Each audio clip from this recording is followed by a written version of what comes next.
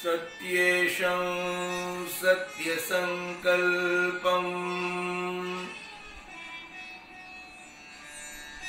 सत्सत्यार्कसमं प्रभुं सत्यचर्यं सत्ययोनिं सत्यशीर्षं अहं भजे।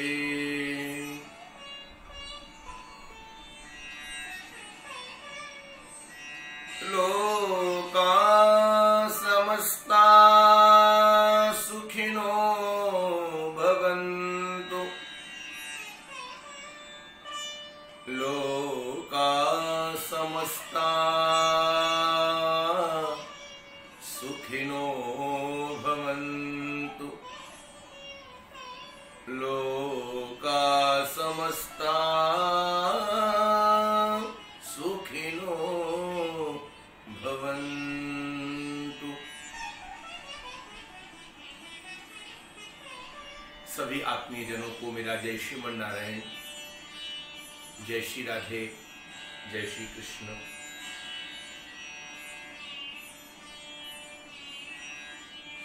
हम सभी अनेक दिनों से निरंतर अनवरत रूप से लॉकडाउन और अनलॉक समय काल में सत्संग सुधा का आनंद ले रहे हैं।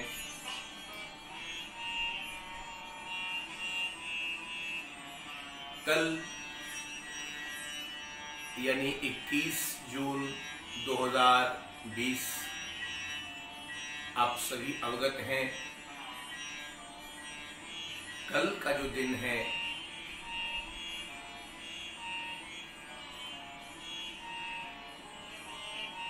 एक अंतर्राष्ट्रीय योग दिवस के रूप में पूरा विश्व मनाने जा रहा है। आज हम कुछ चर्चा योग पर ही करेंगे। हमारा भारतवर्ष योगियों की धरा है, योगियों की भूमि है। यहाँ बड़े बड़े योगी, बड़े बड़े ऋषि मुनि, महात्मा, अमलात्मा, विमलात्मा, जिन्होंने अपनी योग साधना के द्वारा उस परमात्मा का साक्षात्कार किया है। और आज संपूर्ण समूचे विश्व में जो हम योग दिवस मना रहे हैं, ये केवल और केवल भारत की ही देन है, क्योंकि भारत योग भूमि है।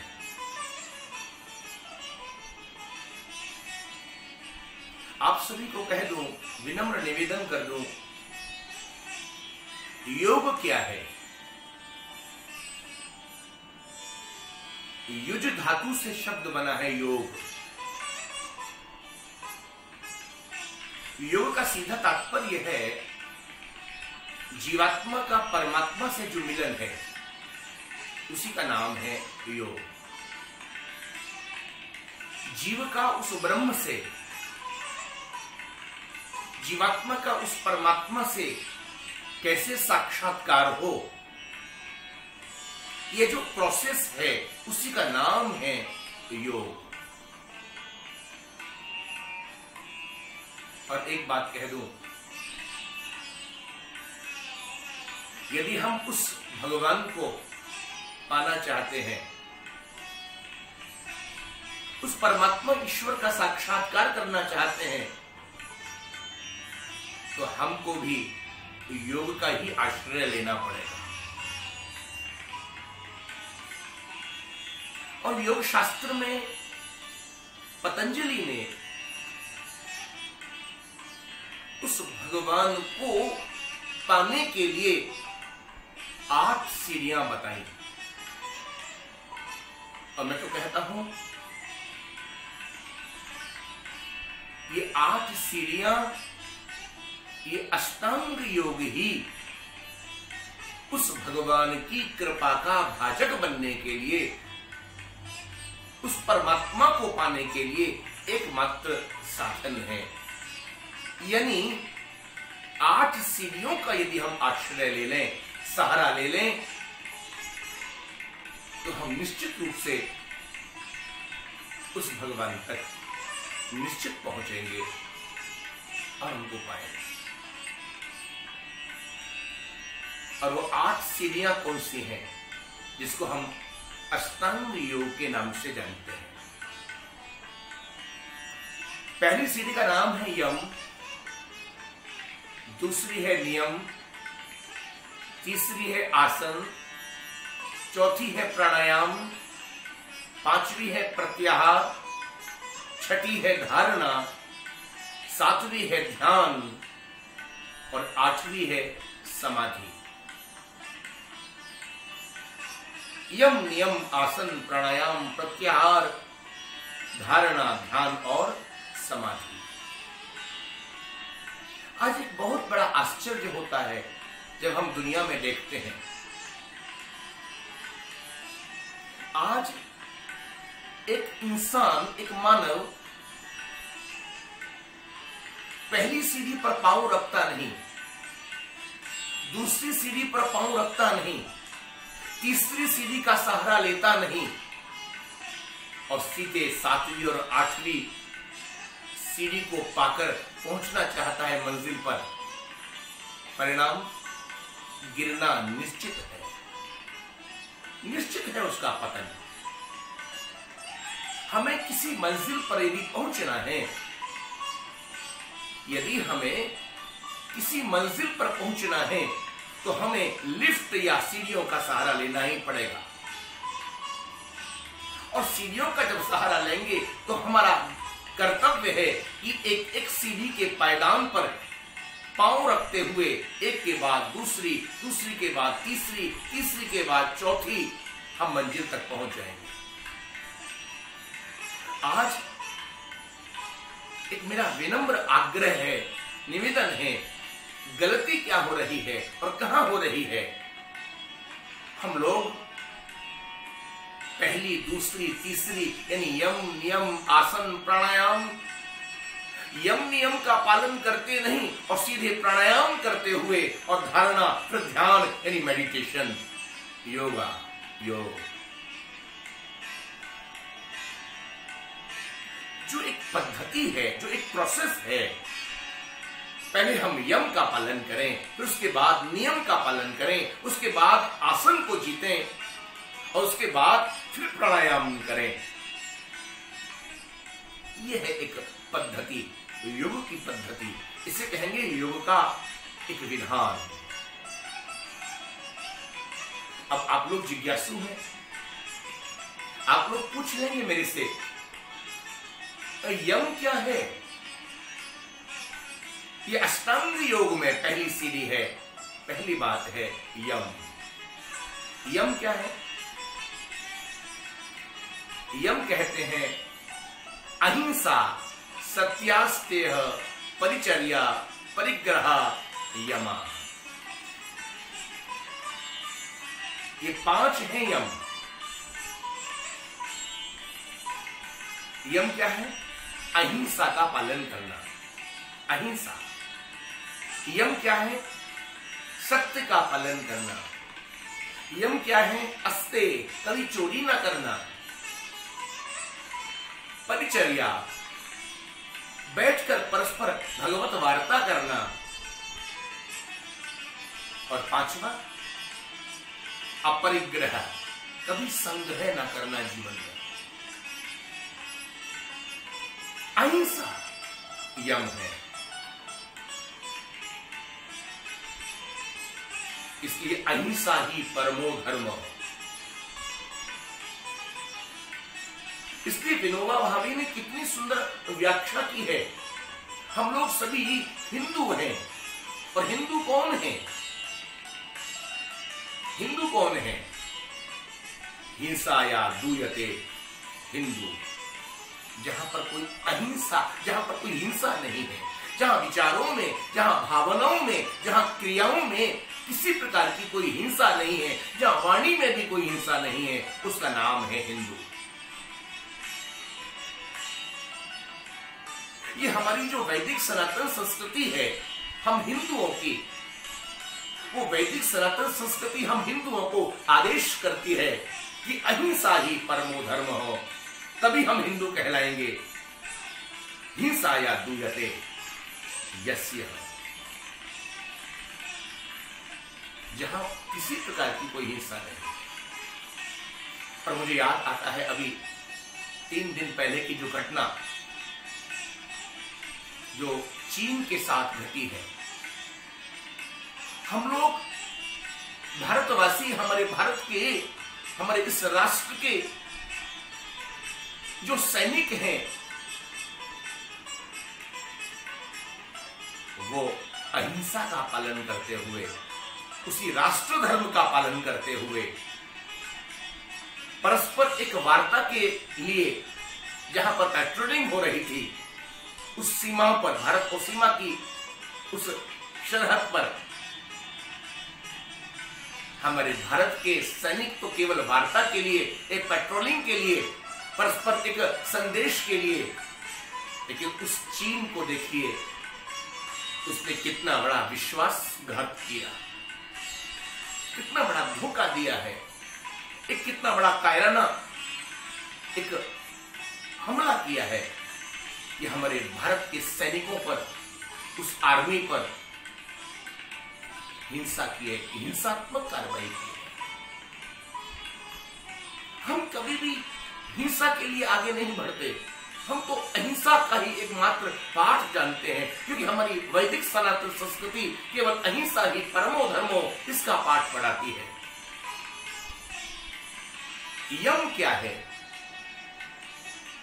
अहिंसा, सत्य, स्तेय, परिचर्या, परिग्रह, यमा, अहिंसा का पालन करना, सदैव सत्य का आचरण करना, कभी चोरी ना करना, बैठ करके भगवत वार्ता करना, बहुत संग्रह ना करना, इसका नाम है यम। ये 5 है, ये पहली सीढ़ी है। दूसरी सीढ़ी क्या है? नियम। नियम भी 5 है। ये 5 नियम कौन से हैं? जो प्रत्येक मानव के जीवन में होने ही चाहिए। 5 नियम हैं: शौच, संतोष, तपः, स्वाध्यायेश्वर, प्रणधानानि नियमाः। शौच, सदैव पवित्र रहना, बाह्याभ्यंतर बाह्याभ्यंतर शुद्धि होनी चाहिए, यानी हमारा हृदय भी पवित्र रहे, अंदर से भी पवित्र रहे और बाहर से भी पवित्र रहे। शौच, तपः, कुछ हमारे जीवन में तप होना चाहिए, नित्य स्वाध्याय होना चाहिए, सदग्रंथों का कोई ना कोई सदग्रंथ उठाकर उसका स्वाध्याय होना चाहिए। तप, शौच, संतोष, जीवन में संतोष होना चाहिए। और मैं अक्सर कहा करता हूं, संतोष कैसा हो? भावना में जब ये आ जाए, जो प्राप्त है वही पर्याप्त है, ये बात अंदर उतर जाए, जो प्राप्त है वही पर्याप्त है, यदि ये भावना में बैठ गई, इसका नाम तो संतोष है। शौच, संतोष, तपः, स्वाध्यायेश्वर, प्रणधानानि नियमाः, ये 5 नियम है। ये दूसरी सीढ़ी है, यम, नियम। योग की तीसरी सीढ़ी का नाम है आसन। आसन से तात्पर्य है आसन को जीतना, आसन का अभ्यास करना। अरे ध्यान तो बाद में लगेगा, समाधि में बाद में पहुंचेंगे, प्राणायाम भी बाद में होगा। पहले आसन पर तो ठीक से बैठना सीखें, आसन लगाने का तो अभ्यास करें, आसन को तो जीतें। ये योग की तीसरी सीढ़ी है जिसका नाम है आसन। और मैं अपने भाव कह दूं, आसन तो भैया उसको कहते हैं आसन। जहां बैठो, जैसे बैठो, आसन। आशा मत रखो। बैठने के बाद कोई आशा ना हो, बैठने के बाद कोई अपेक्षा ना हो, उसका नाम है आसन। आसन न, वही तो आसन है।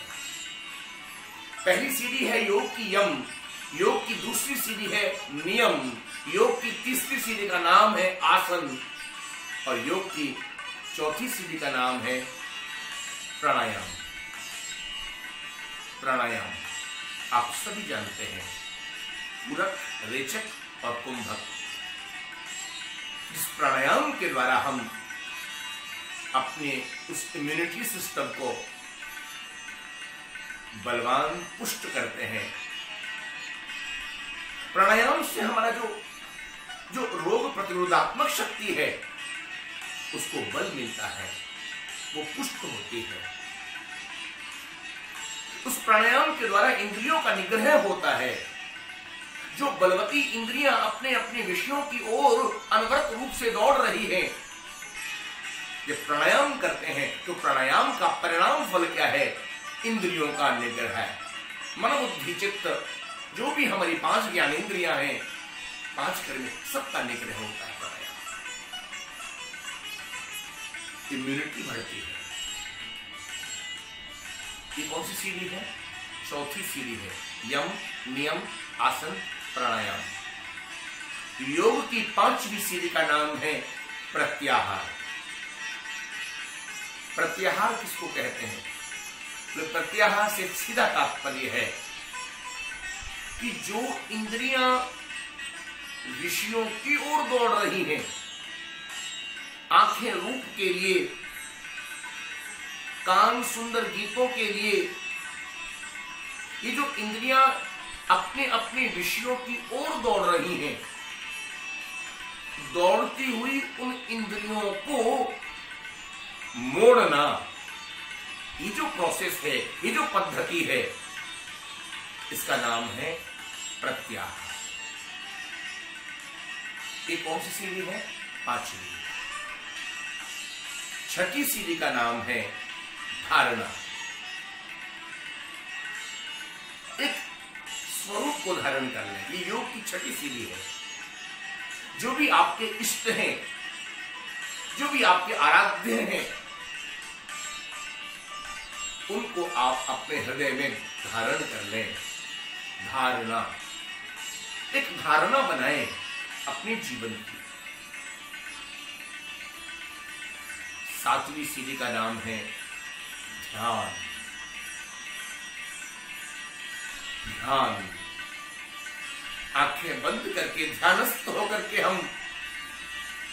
जब हम ध्यान लगाते हैं, उस ध्यान योगों में पहुंचते हैं। ये योग की 7वीं सीढ़ी है। यम, नियम, आसन, प्राणायाम, प्रत्याहार, धारणा, ध्यान। और ध्यान भी कैसे, इसका भी विधान है। हाँ। अब ध्यान को तब लगाएंगे, और एक बात तो है, ध्यान किसका होगा बोलो? बोले ध्यान निराकार का संभव नहीं है, ध्यान साकार का ही संभव है। अरे जिसको आपने देखा ही नहीं आंखों से, जिसके रूप माधुर्य का दर्शन ही नहीं किया आंखों से, उसको हृदय में कैसे लेकर के आओगे? उसका ध्यान कैसे लगाओगे? ध्यान, ध्यान तब होगा जब ठीक से दर्शन करना आएगा। हम लोग दर्शन करने जाते हैं मंदिरों में, लेकिन हमको तो दर्शन करना ही नहीं आता। दर्शन नीचे से ऊपर और ऊपर से नीचे, असेंडिंग और डिसेंडिंग ऑर्डर में। भगवान के पादार बिंद से मुखार बिंद तक और मुखार बिंद से पादार बिंद तक। और हमारे श्रीमद् भागवत में तो कपिल देव भगवान ने माता देवहूति को दर्शन करना सिखाया। बोले मां, जब भगवान का दर्शन करे, परमात्मा का दर्शन करे, नीचे से ऊपर करे, तो नीचे से क्या क्या दर्शन करे, भगवान के चरणों का कैसे दर्शन करे, भगवान के पादार बिंद में जो तलवे हैं, तलवों में जो भिन्न भिन्न चिन्ह हैं, उनका ध्यान लगाए। संचिंतये भगवतः चरणार बिंदम वज्रांकुशत ध्वज सरोरुहलांचनाड्यम उत्तुंग रक्त व्यसन नख चक्रमान हो ज्योत्स्ना विराहत महद्हृदय अंतकालम। भगवान के पादार बिंद चरणार बिंद में जो भिन्न भिन्न चिन्ह है, वज्र है, अंकुश है, यद है, ध्वजा है, पद्म है, आदि आदि, उन समस्त चिन्हों का ध्यान करते हुए, यानी नीचे से एक एक अंग प्रत्यंग का, क्योंकि भगवान का तो अंग प्रत्यंग मधुराति मधुर है, नीचे से ऊपर दर्शन करे और ऊपर से नीचे दर्शन करे, ध्यान। और जब इस प्रकार ध्यान करेगा, जिसको आप लोग मेडिटेशन कहते हैं आज की भाषा में, आजकल योग योगा बन गया, ध्यान मेडिटेशन ठीक है, ये योग की 7वीं सीढ़ी है। यम नियम आसन प्राणायाम प्रत्याहार धारणा ध्यान, और अंतिम सीढ़ी है योग की, उसका नाम है समाधि। अंतिम सीढ़ी है समाधि। फिर समाधि में पहुंचे।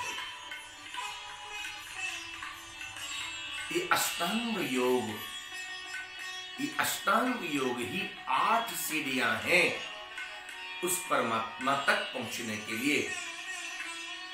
जैसे आप किसी मंजिल पर पहुंचना चाहते हैं तो आप सीढ़ियों का सहारा लेते हैं, ऐसे ही यदि आप भगवान तक पहुंचना चाहते हैं तो योग की इन 8 सीढ़ियों का सहारा आपको लेना ही पड़ेगा। युज धातु से योग शब्द बना है। आज अंतरराष्ट्रीय योग दिवस है। मैं समस्त भारतवासियों को, समूचे उस विश्व को एक यही संदेश दूंगा, हम लोग ऋषि और मुनियों की संतान हैं, हम लोग योगियों की संतान हैं। योग हमारा एक स्वभाव बन जाए, योग हमारे नेचर में आ जाए, और योग जब नेचर में आएगा तो हम बाहर से भी स्वस्थ रहेंगे और अंदर से भी स्वस्थ रहेंगे। हमारा मन भी स्वस्थ रहेगा, हमारी बुद्धि भी स्वस्थ रहेगी, हमारा चित्त भी स्वस्थ रहेगा। योग हमारा जीवन बन जाए, योग हमारा स्वभाव बन जाए। मैं आप सबको यही अपील करूंगा, इस अंतर्राष्ट्रीय योग दिवस पर हम लोग उस योग को ना भूलें और नित्य रूप से प्रतिदिन कुछ ना कुछ उस योग को धारण करते हुए इसी पद्धति के द्वारा आप सबको योग दिवस की बहुत बहुत शुभकामनाएं, मंगल कामनाएं, अनंत अनंत मेरी बधाई। जय श्री राधे, जय श्री कृष्ण, जय श्री